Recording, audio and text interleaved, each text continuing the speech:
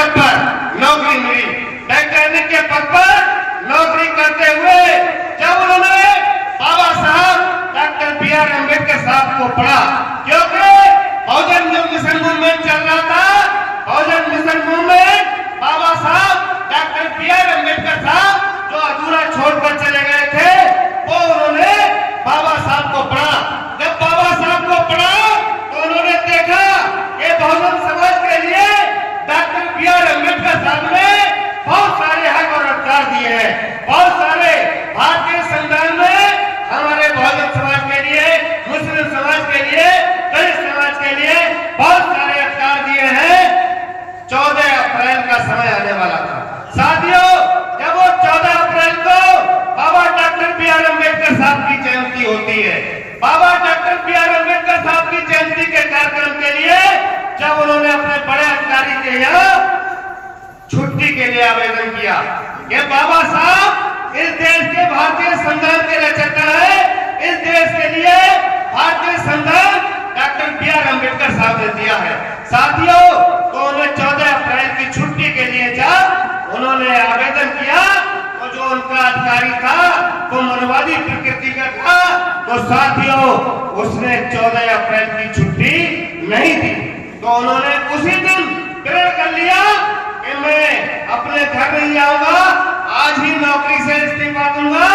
उन्होंने नौकरी से इस्तीफा दिया और उन्होंने प्रण किया कि मैं आज के बाद अपने घर नहीं जाऊंगा, अपनी शादी नहीं करूंगा, अपना घर नहीं बसाऊंगा, अपना पूरा जीवन बहुजन समाज के लिए लगाऊंगा। तो साथियों, उन्होंने बहुजन समाज संविधान में अधिकार सुनिश्चित किए गए। संविधान हमें पूर्ण रूप से प्रत्येक क्षेत्र में बराबरी के अधिकार देता है, परंतु संविधान लागू होने के 75 वर्षों बाद भी हमें किसी भी क्षेत्र में पूर्ण रूप से अधिकार नहीं मिले हैं। साथियों, इसका मुख्य कारण ये है कि गैर बराबरी वाली सामाजिक व्यवस्था है। ये मनवादी मानसिकता के लोग अलग अलग पार्टी बनाकर सत्ता में रहे, लेकिन सबकी सोच एक जैसी होने के कारण हमें आज भी जाति एवं धर्म के कारण अन्याय, अत्याचार एवं शोषण का शिकार होना पड़ रहा है। बाबा साहब ने हमें मान सम्मान एवं स्वाभिमान का जीवन जीने के लिए वोट का अधिकार दिलाया।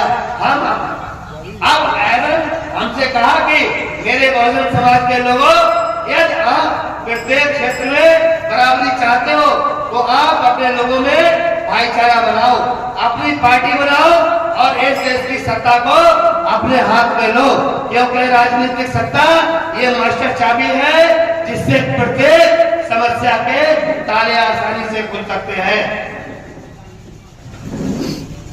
सम्मानित साथियों, इसी बात को ध्यान में रखकर बाबा साहब ने आरपीआई पार्टी बनाई, परंतु वो पार्टी ज्यादा समय तक नहीं चल सकी।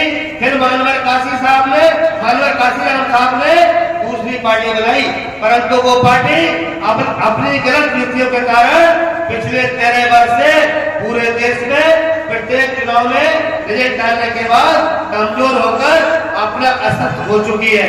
सम्मानित साथियों, वर्तमान में पिछले लगभग 12 वर्षों से सामाजिक संगठन भीम आर्मी एवं राजनीतिक पार्टी आजाद समाज पार्टी काशीराम बनाकर आदरणीय राष्ट्रीय अध्यक्ष एडवोकेट चंद्रशेखर आजाद जी बहुजन समाज को इस देश का हुक्मरान बनाने के लिए संघर्ष कर रहे हैं। आदरणीय राष्ट्रीय अध्यक्ष एडवोकेट चंद्रशेखर आजाद जी ने इस संघर्ष में काल में 16 महीने जेल में यातनाएं एवं कष्ट बर्दाश्त किए एवं विरोधियों ने जान से मारने की भी कोशिश की, परंतु आज भी हमारे प्रिय नेता रात दिन मेहनत करके कुशलता से हमारा नेतृत्व कर रहे हैं। साथियों, आज भी हमारा बहुजन समाज बहुत सी समस्याओं के कारण परेशानी का जीवन जीने के लिए मजबूर है। अतः हमें